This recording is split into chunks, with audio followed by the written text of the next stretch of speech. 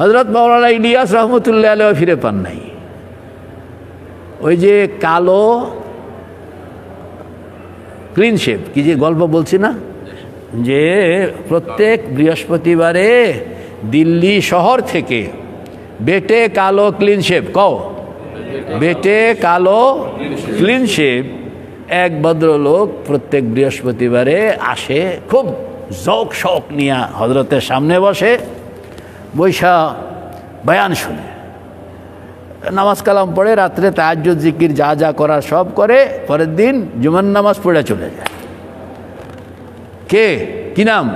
নাম জানি না, তবে কি বেটে কালো ক্লিন শেভ, কথা কন, বেটে কালো ক্লিন শেভ।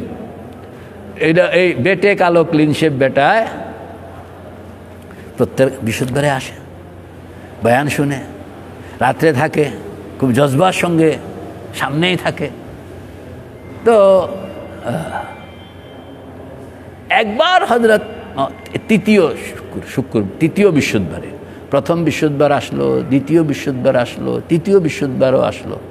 সেদিন হযরত ইলিয়াস রহমতুল্লাহ আলাইহির মনের মধ্যে একটা জজবা, যে লোকটা আমার এত কাছে আসে টাসে, তো ওরে ক্লিন শেভের মানে দাড়ির কথাটা বলেই দেই না কেন, তো ও মিয়া দাঁড়িয়ে রাখো না কেন, আমগর এত মহব্বত, দাঁড়িয়ে রাখো না, খালি একটুকু কইছে, কন্যা কি কইছে, দাঁড়ি রাখো না কেন, খারাপ কথা কইছে, হ্যাঁ গুনার কথা কইছে, বরং এটা দাওয়াতে, এটা দাওয়াত, বরঞ্চ এটাও এক ধরনের দাওয়াত, যদিও হুকুমকে দাওয়াত বলা হয় না, অনুরোধকে দাওয়াত বলা হয়। এটা এক পর্যায়ের হুকুমকে দাওয়াত বলা হয় না। আচ্ছা, তো এই মেয়ে দাঁড়িয়ে রাখো না কেন, লোকটা মানুষের সামনে কইছে তো একটু শরমে পেয়েছে, পরে বৃহস্পতিবারে আর আসে নাই, শরমে আসে নাই, এরপরে বৃহস্পতিবারেও আসে নাই। এরপরে বৃহস্পতিবারে হযরত মাওলানা ইলিয়াস রহমতুল্লাহ আলাইহি, যে আমার বেটে কালো ক্লিন শেভ আসছে, আসে নাই,